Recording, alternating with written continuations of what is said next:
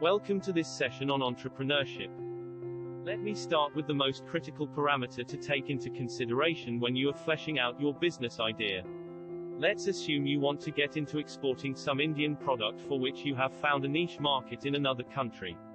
Now you don't make that product, but you intend to buy it from a manufacturer in India and then export the product.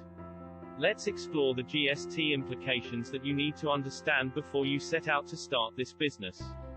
Now there are two options you need to be aware of. In option 1, the cash flow impact, and in option 2 that you will need to disclose the name of your importer and price of transaction to your supplier.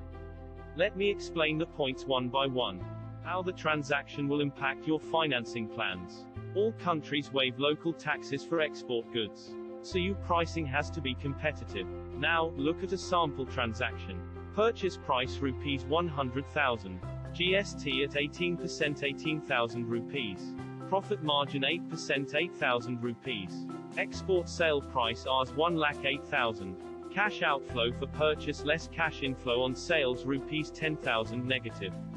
That is 1,08,000 minus on 1,18,000. What are the implications here for you? You have to wait for your GST refund for you to realize your profit. You have to invest 10% more than your income to do this business. The larger the export value, the greater the stress on your cash flow.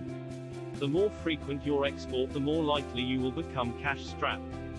Market success can lead you to business failure. Plan your finances very carefully. You can purchase your goods from your supplier on nominal GST if it is for exports.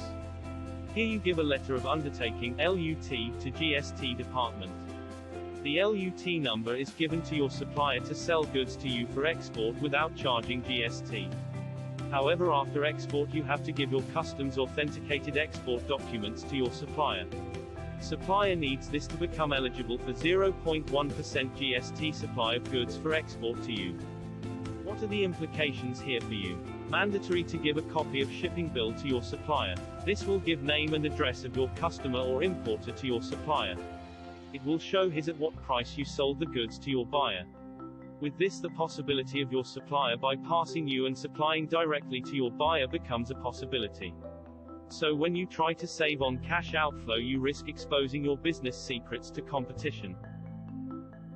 I hope you have understood why GST implications have to be studied carefully. For more details, visit my blog at the link given in the description box below this video. Small Business School signing off.